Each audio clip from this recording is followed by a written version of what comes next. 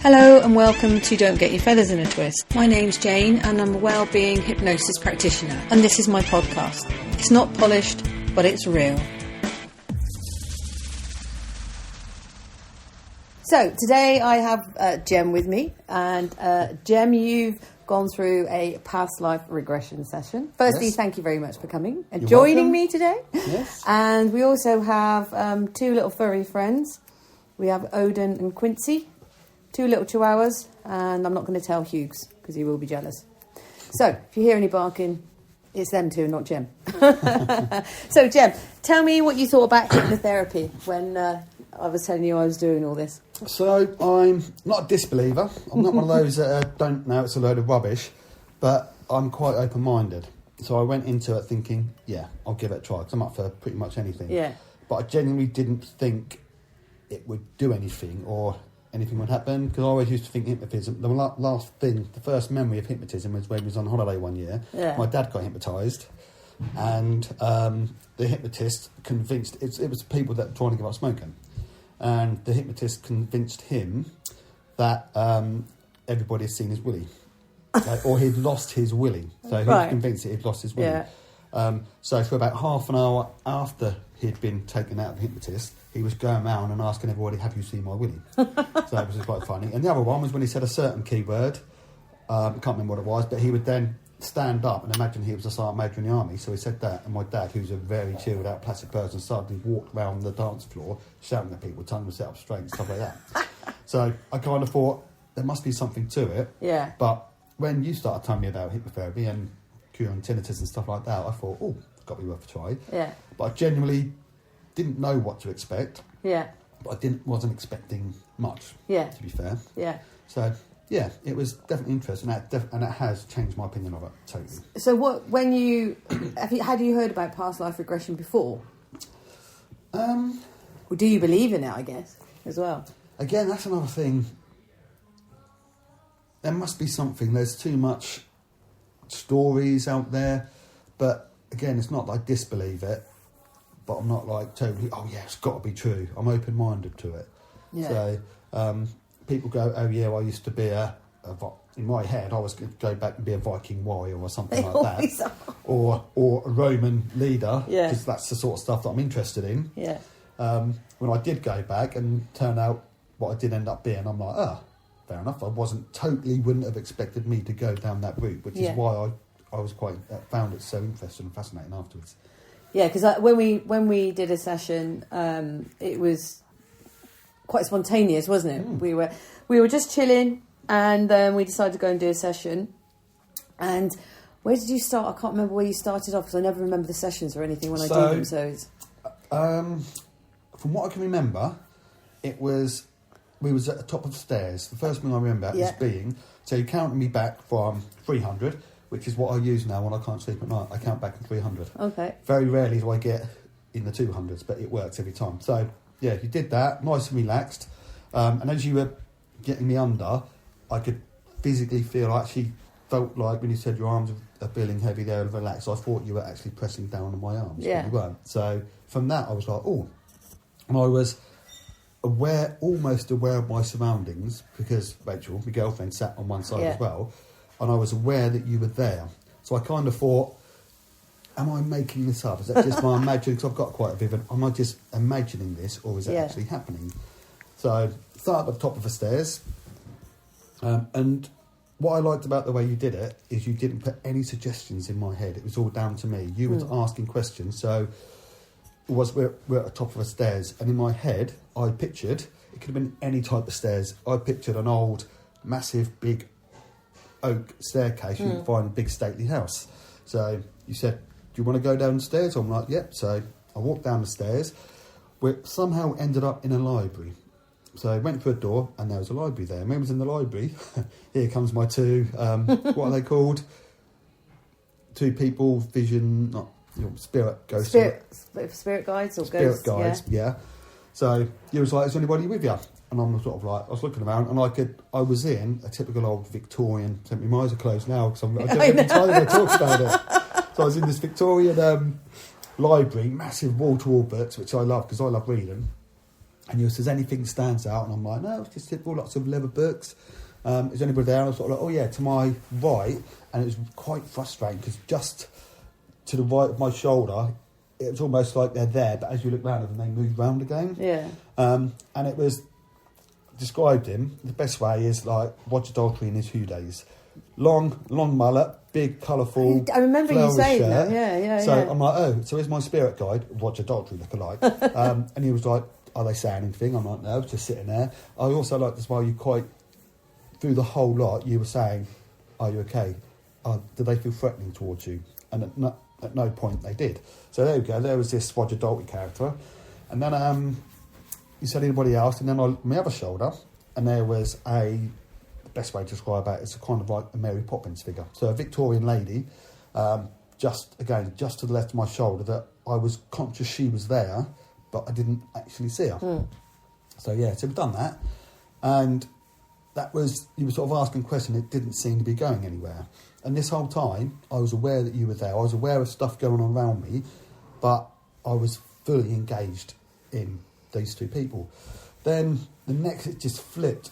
So, okay, so I looked down at your feet, what are you wearing? And there's me thinking, right, here comes a Viking ride. Yeah, I'm going to have like, Roman sandals on and stuff. And I ended up being a little Victorian boy. So I had sandals with white socks, little shorts. Next thing, he said, oh, okay, so where are you now? And I looked up and I'm like, oh, I'm walking along a promenade. Again, a Victorian promenade. Yeah. So I thought, hold on a minute, where's my Viking warrior scene? There I am, a little boy walking along a promenade. So I was walking along, just guess, is there anywhere around you? Can you describe it? And I'm going, yeah, so we've got the wrought iron railings. I think I giggled, didn't I? Because I saw a penny farthing. Yeah, you did. Yeah. Oh, look, there's a penny farthing there. Totally random. I don't know if that's the right ear or not, but there they were. And it was almost like I was in a film in the Victorian days along like Brighton Peach.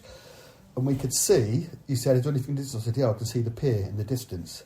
So I think there could have been something there, but I just wasn't getting any closer. And then there was a bit where I cried that I didn't realise I was crying. You said that because you signalled to Rach and you went, so a tear fell down my cheek. I wasn't aware of that. I had an ice cream. So I was eating ice cream. You was like, what flavours? I'm like, I don't know. It's just white. It's white flavour. Walking along quite happily. So it must have been happy tears. And the whole time, Miss Mary Poppins was there to my left, almost like I was walking down the promenade. Yeah. With that. And I've spoke to my dad about this, and he said, I wonder if that's your great, my great nan. And then he showed me a picture that she had, and I'm like, it does look very much like her. I've never seen that picture before.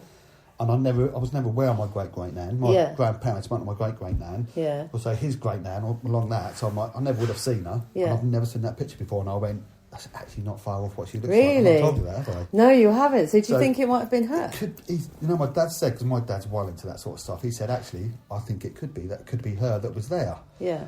Because I had it in my head that it was going to be evil nan, because my nan did not like, she was very Victorian, strict. Kids should be seen and not her, or even in her case, kids should not be seen. Yeah. But it wasn't. It was a nice lady. And you kept saying, I was threatened by this lady. I'm like, oh, she's quite happy. She's there, she's smiling. She was sort of like a pretty version of, a younger version of maybe the picture that I saw of my great nan or whatever it is. So yeah, but we were going along quite happily. And then you sort of said, all right, it doesn't look like we're going to get anywhere with the pier, so let's go back to the safe place, which was the library. Next thing I know, there I am in the library. And then you said, have a look at the books. Any books standing out? And they weren't. All of a sudden, I'm like, oh, there's a book here about Natural Planet or something like that. Pulled that out, and all of a sudden the book was massive. It was that size book. Turned the pages, just pictures of, and here comes my spirit animal guide. I can't remember what they're called. But there I am, thinking, I'm a lion or a fox or a wolf. Like yours is a wolf and a hawk, isn't it? Yeah. I open it up and I'm like, oh, there's a picture of... basically the monkey with a big arse on its face. Baboon faced monkey. I remember you saying. And I'm like, so that's in there. All of a sudden, that sort of popped out and pulled me into the book. And I was then in a Victorian era, massive sort of greenhouse, sort of like Kew Gardens type thing. Wrought iron, massive place, loads of exotic plants. And this little monkey kept popping out, in and out of it. And I'm sort of like thinking... Great. So you get a wolf and a hawk. I get a arse-faced monkey as my guide.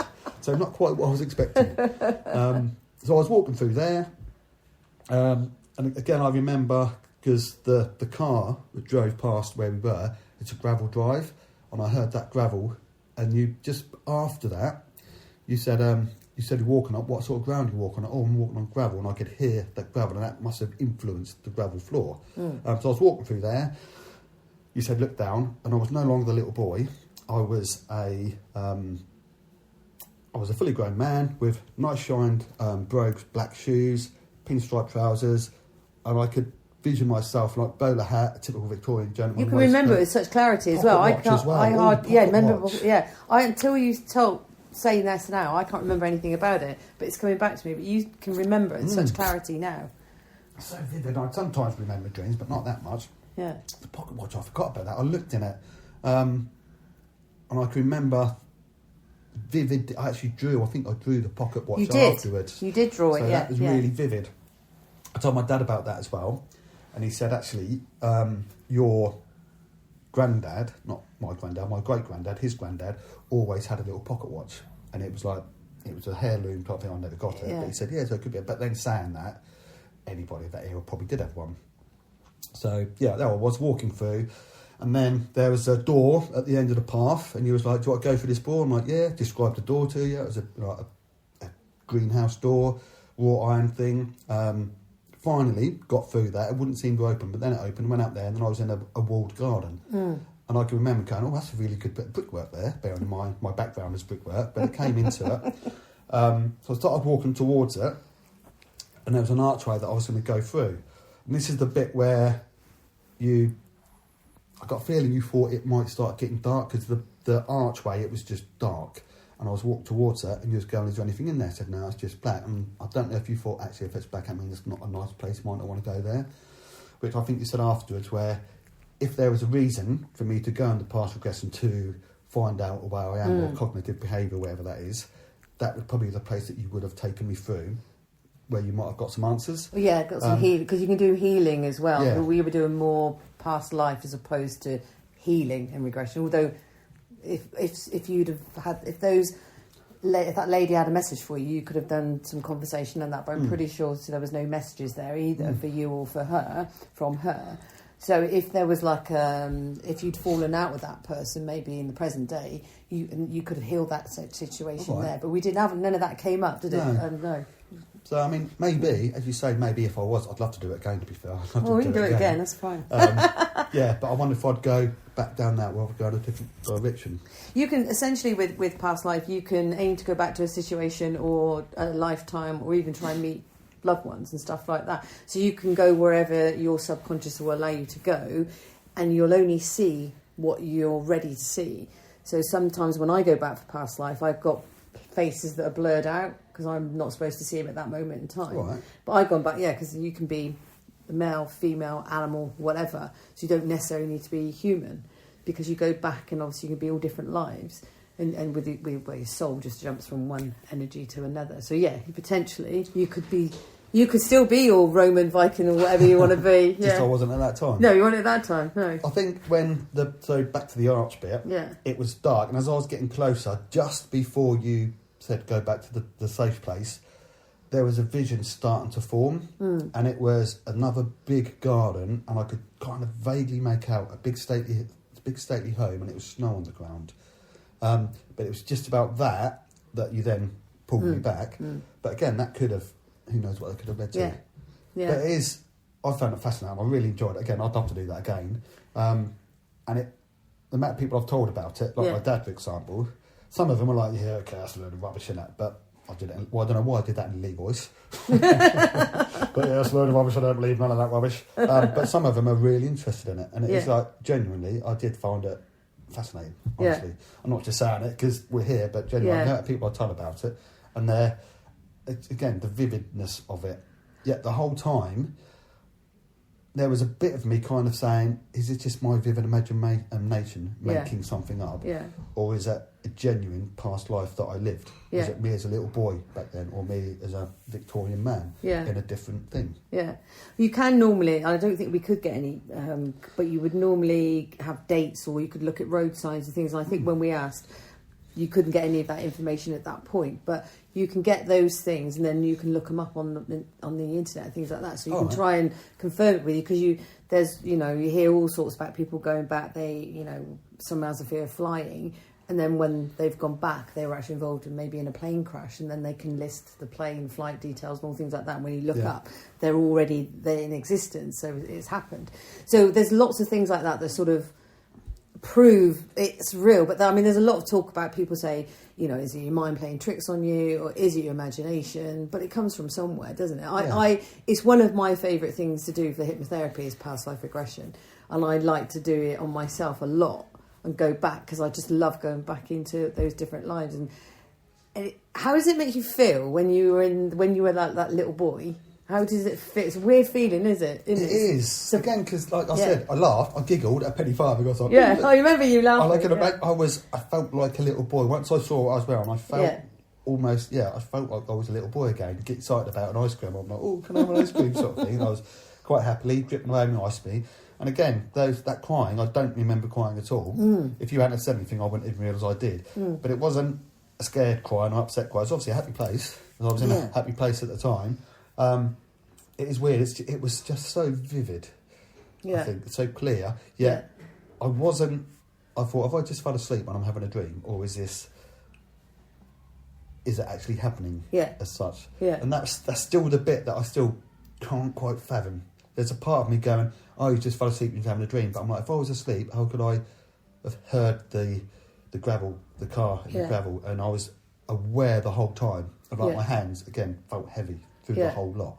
So even if I was aware that I'd cried, my hand probably would have been too heavy to wipe the tear away anyway. And I think that's one of the things about hypnotherapy in general. When people go under hypnotherapy, they feel as if they should be like out for the count, like you see on the films and stuff. And a lot of the hypnotherapy that I do now, have conversations and that a lot of it's silent with the traditional hypnotherapy, because you would do all the work. I facilitate it at the end of the day. But I still have conversations, and I think in past life, it's just like you and I now having a conversation, but you're in another lifetime somewhere. Yeah. It's really cool. I've read quite a few books about loads of different random stuff, but I listened to, I think it's Buddhism for Dummies, because Ruby Wax did a book about mental health. The one, it might have been the first one where there was a scientist and a Buddhist. So there was the three different takes on mental health. So this was like, scientifically, this is what chemically happens in your brain. The Buddhist, like the spiritual side. And then from the Buddhist, because they believe in reincarnation, I then read a book, I listened to a few books about that, and I'm kind of going, so they generally believe your soul, just as soon as you die, it goes, like the Dalai Lama, it's the same person, just in a different body. Which I was sort of thinking, there must be some truth to it. If it's been talked about for so many years, there must be some truth in it. Well, they reckon you can soul jump as well, so my soul can jump from my body into another person's body and swap and things like that, because there's been stories again, and it's been proven, if you like, about people that suddenly, it was six, they're amazing on a violin or something, and yet there's no record of it in their history or family tree or anywhere. And it's because the souls can jump in, and all of a sudden this soul can jump in your body, and you could be, the best violinist at age 6. And then they say if you need to learn lessons, obviously what I believe as well, is you come back, you choose which life you're going to be in, and your soul goes into the body because you've got those lessons to learn. And that's all about, for me, it's all about energy, and your life is one big long lesson. And when you accept it all and start trying to fight it, start trying to control it, your whole outlook changes. And past life regression, I think, as well, is very much around, there's so much we don't know about it, but I'm still very much a skeptic until I've got proof about things.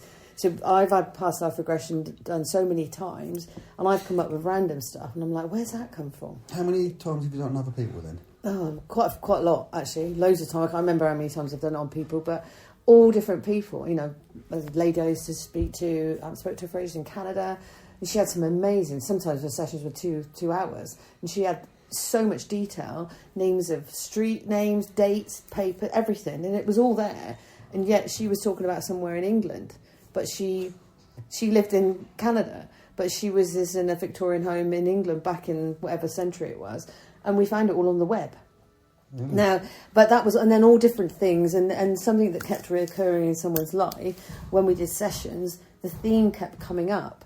And the reason was the situation was something happened back in a previous life which made her doubt herself in this life. And every time we went back, we kept going back to a similar situation. So she obviously needed, so we healed that session. And then I haven't spoken to her since to see how she is. But you can heal stuff in the past that will have an immediate impact on today, now, because obviously time's irrelevant. Yeah. So you can go back and heal things, and then when you're out of your session, that will be healed. So if you ever, for instance, meet someone and you just clash with them straight away, you could say that's down to a past life experience. So if you can go back and heal that, go back to that situation and heal it, then you'll notice next time you see them. And I've had some weird experiences. I always remember once, one of the first times I did it, I met Gollum out of Lord of the Rings, and I just started laughing, and I was like, I can't say this, because you see all random stuff. And an arse-faced monkey, for example. Yeah, exactly. And I started laughing. I was like, this ain't right. And he was giving me something. And then there was somebody, and like, one of the other things that was there was somebody who was a good friend of mine I hadn't spoken to for a while, and yet he appeared there, and I hadn't heard from him for months and months and months. And as soon as I walked out of the house, because I went to someone's house for it, they called me. And it was really weird. It was that instant. That was even like 5 minutes out. And whether that was coincidence or not, I don't know. But I hadn't spoken to him for months and months and months and months. And I literally had said that. And we'd met in the regression. We were in this house, in this barn somewhere, just walking around and just bumped into each other. And then, I literally just shut the front door and they rang me. And I was like, this is a bit spooky. So those things happen, and you sort of think, oh, well, there's got to be something in it. And I absolutely love it. And the more I do, the more it proves to me that there is, it is real. And I absolutely believe in that, because there's too much proof. Either we've got how much of our brain is, and we don't know what it does, do we? We've got so much about, we need to know about. But it's got to come from somewhere. So where does it come from? It is so with the... So you say the past regression thing doesn't necessarily be part of your family. It could be totally random. Yeah. That could be an animal, for example. Yeah.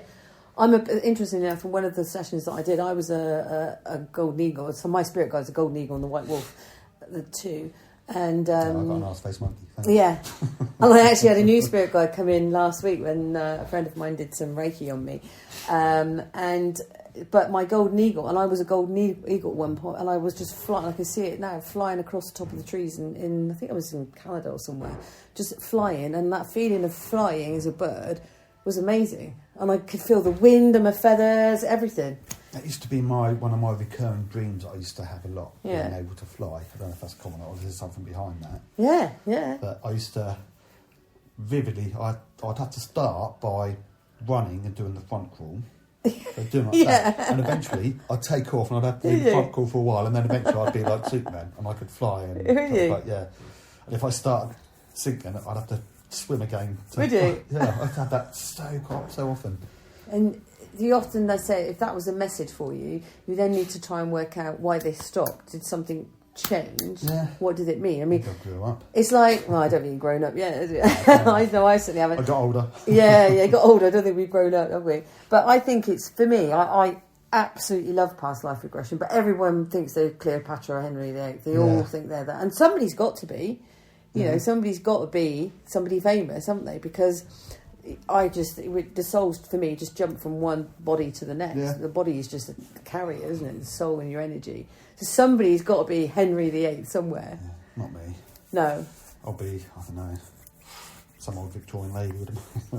Well, no, we can take you back again. If I wanted to, so for example, there's two particular people that I'd love to have another talk with. My granddad, Ginge, and Adrian Leach, who was my company commander that me and Gary Day go and see every year. Because we started, it's quite funny, like me and Gary, every year, we did, it's last weekend we went, we stand at his grave and we put the worlds to right and stuff, but we sort of like, as if we're telling him how we're doing. It's like, look how we've turned out, we're great, are you proud of us?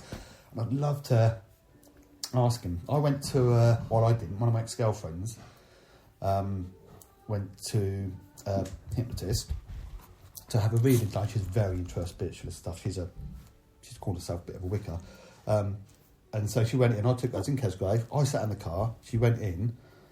When she come out, she said, this lady was talking about you. And I'm like, okay. I was thinking, did she pry it out of you? She went, no. She said, did you used to have somebody that used to wear a purple hat? I'm like, yeah. And somebody who was related to the military? And I'm like, yeah. Navy? And I'm like, yeah. What did she say? I get emotional. Yeah. She said, he's really proud of you. Oh. And I'm like, it's my granddad. Oh. It's got really emotional. But it is. So from that, I'm like, yeah. She said, did your partner do a physical job? Because I've got a feeling of rough hands. She's like, yeah. She did what? She literally, she didn't give her. So through my girlfriend, she was getting a message for me. Yeah. And I was sort of like, yeah, because they'll come to you can. What you can do other things like astral travel and go back and meet loved ones. You can do past life as well, but you can do it on astral travel. So you can just do that. When I was young, I used to travel all the time and didn't realise it wasn't normal and didn't realise that what it was, because I used to go to bed and then I'd be up flying all over wherever I wanted to go, just go and visit people and stuff. So you can do that. Just take yourself into a meditation and stuff and then try and meet them that way, but put intention out before you actually do anything. So there's loads of things you can do. Past life, you can do it as well and see if you can go back in and to that situation, but probably I would say astral travel is probably more because you'll be on the astral plane, which effectively past life regression is on the astral plane anyway. So it's all interlinked. That's what I sort of on my website, I don't advertise the astral travel and all stuff like that, because for me it's all interlinked. And with the tarot and things, I get stuff come in, but for me it's all there. But the hypnotherapy is like the umbrella for me for it all, because the past life regression, and then once you go into the past life, you start dealing with timelines and things like that. It all comes in. So it's really interesting. I love it. I absolutely love it. Do you do cognitive behavioural therapy? Well, I do I started to do some of that. I do the emotional freedom techniques, but for me, the hypnotherapy is a better solution than CBT. It's quicker. I met a bloke on holiday who that was his job. Was it? He was it's funny. I mean, me and him clicked straight away because we started drinking together, and we both got pretty drunk together. But crazy bunch of Scottish people met, and this bloke was when I sat there by the pool one day. A good couple of hours he sat there talking about it, and it sounds quite similar. They sort of find out, and he said the way you do it is I ask questions, I don't put things in there, and a lot of your behaviours, it's like your core beliefs. I think he said that something happened when you was young, and learned behaviours. Got that learned behaviours. You've got that belief in your head. So what he does is he uses CBT to find out what that is, and then subconsciously flick it off. Yeah. So I suppose is that similar sort of thing? It's similar, but for me, hypnotherapy, I can get results in one session. CBT is a lot longer. Yeah. Not saying there's anything wrong with that at all, but for me, if people often want quick results, and the issue is never the issue. That's the thing. People think, I suffer from anxiety because it's not. It never is. Yeah. It's that you potentially won't know why you suffer from anxiety. You don't know why you're gaining weight. You don't know why you're smoking. It's a result of something that's happened. And that's the thing. I think it's like there's too much emphasis on, I've got anxiety, so I need someone who specialises in anxiety because I don't like dogs. That's not the issue. Yeah. You shouldn't. If you come to hypnotherapy, I normally do now an emotional detox at the beginning, and then I work with what's left, because I'm not a specialist in anxiety. I specialise in hypnotherapy, because hypnotherapy, you don't know what's causing you anxiety if you have anxiety. You don't know what's causing your tinnitus. So how do we try and fix something we don't really know what the cause is? So by doing an emotional detox, you release things that you don't need anymore. You don't need to know what that is. I don't need to know what it is, because I can do a content-free session where I don't need to know. You don't need to relive the experiences. And I think that's what I like about hypnotherapy is 9 times out of 10, someone will come in for a session and they say, well, this is this and this, but actually the result is nothing to do with what they originally thought. And that's often, where did that come from? Why was I holding on to that? But your subconscious will hold on to stuff because it gets confused, and it is always protecting you. So, for instance, like Janine, if she sees anything like, a bit of black on the carpet, she's going to think it's a spider and goes mad because her subconscious thinks that's got to be a spider, looks in the filing cabinet, right, spiders, I scream, so it screams. So what hypnotherapy and NLP does is resets that pathway. So it says, no, actually, that's a piece of black cotton. That you don't need to scream at that. So it then changes the behaviour. But what caused it in the first place? It's probably nothing to do with the spiders, probably something else. So that's why I like hypnotherapy in NLP, because it deals with, I don't need to know what the issue is, and the issue is never the issue, because you always do something as a result of something. The trauma and PTSD is a result of something that's happened. So if you can work, but sometimes you might know what that is, and a lot of the times you don't, because you've gone through life gradually picking up things and letting things go, holding on to things and not holding on to things, and holding on to pointless things. It's like if someone says, if you were told every day you're brilliant, and then one day one person said to you you're rubbish, you'll hold on to that rubbish, forget the 360 days that you've been told you're brilliant, that one thing, because that's the way the brain works. So that's why I love hypnotherapy. CBT is good, but hypnotherapy for me is a lot quicker. You get results a lot quicker. That negative bit, I get that a lot because as a trainer, I speak to all of my trainers. I do one-to-ones with them, and we do feedback from delegates every single course, and you could get, if you had a group of 10 people, you could have 100% passes, really, really good. It's that one that fails that I'm like, what did I do wrong? What did I miss? Why did they fail? Chances are they didn't pay attention while they're not work. But when I first started delivering training, I thought it was me not doing my job properly. And also the feedback, you can get 400 really good, excellent feedback. But if you get one going, oh, that was rubbish, I used to think, why? What have I done wrong? Whereas now I understand, I'm like, actually, it's just him. Him or her, they took a disliking to me. Not everyone's going to like me, I get that. But so many of my trainers, you'd think full of confidence because they spend their day standing up in front of people talking. A lot of them are really anxious about the feedback from delegates, because the good ones want to do a good job, so they want good feedback, almost like a reward. The ones that are not that good don't care, and they don't even ask to see their feedback. They're doing it because they've got to do a job, and in my opinion, they're not right for the job. You should want to, even today, had a few beers last night, I was a little bit ropey when I woke up, but I woke up going, I've got to put on a show, I've got to put on my best display, because it's a bit like acting. But yeah, I get that. It's that one thing there, a negative thing, that all the good stuff you forget. If I ask you a question, I probably wouldn't know what you're going to say. If you I'll keep it clean, don't worry. You what? That'd be a first. If you were to mark yourself out of 10, right, what would you say? I know you'll probably say I'm a 10, but no, I wouldn't. What would you say? I'd go 6. So where's the other 4? Where's the other 4? That's the room for improvement that I constantly want to get.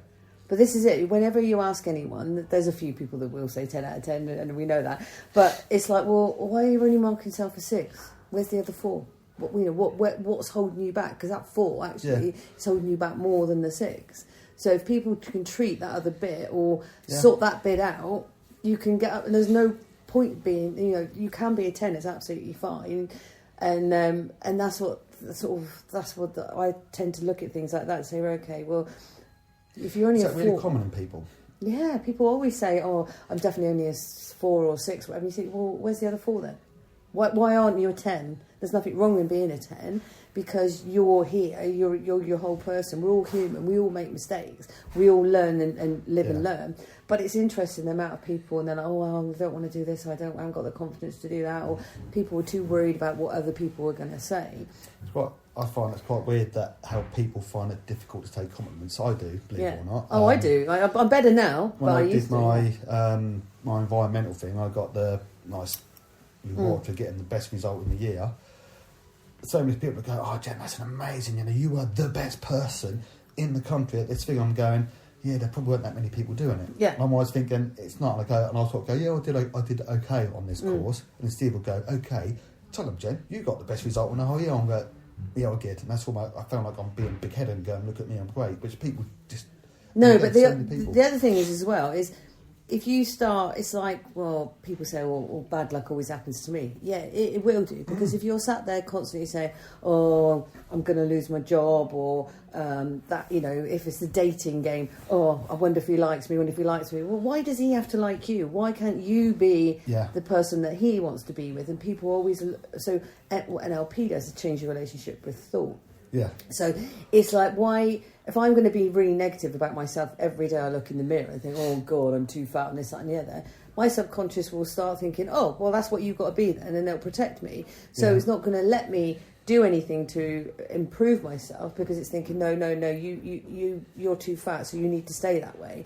Because actually, if you lose a lot of weight and then all of a sudden you're out there on the market and you've got all these men coming after you, you might get hurt. So your subconscious then holds you back, stops you doing it. So you actually stop your own progress going forward. And it's so easy to say it, it's hard to do it. It's really easy to sit there and go, oh yeah. I've got it in my head, I'm always going to be second. Yeah. Because... And you always will be, until you say... My whole life, I've always been second. Until, if I've not, now that I'm fascinated by mental health, and I listen to a lot of... I've listened to all your podcasts, love them, they're really good. And I've, I love learning stuff, which is probably why I'm a trainer. It might become I love learning stuff because I'm a trainer, or I'm a trainer because I love learning, whichever way. But every single time there's always been somebody better to me, so I'm second best. When I was younger, Mick, my older brother, was always the best. When I was on site, Mick was the best bricklayer, I was second to him. And that's him because he was an arrogant...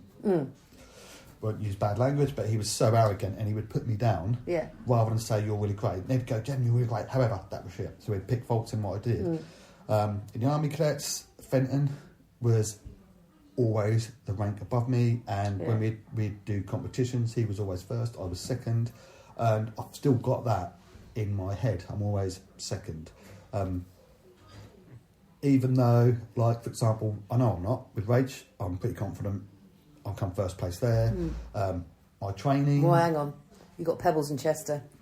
See, second, you're supposed to be helping me. The cats are always first place. So I'm second. See, point proven. You're supposed to be helping me, not making it worse.